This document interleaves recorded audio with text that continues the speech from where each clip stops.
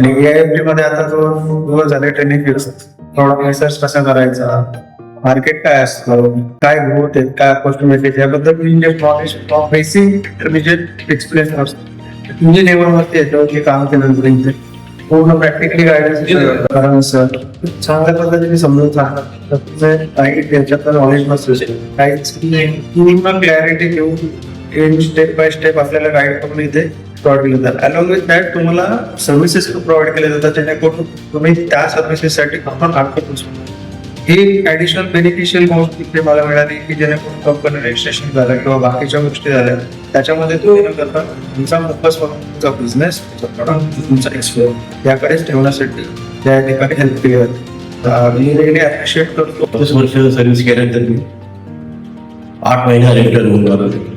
Return काय करायचं EFT मध्ये आल्यानंतर मला मध्ये काय ऍक्च्युअली मला कळलं होतं.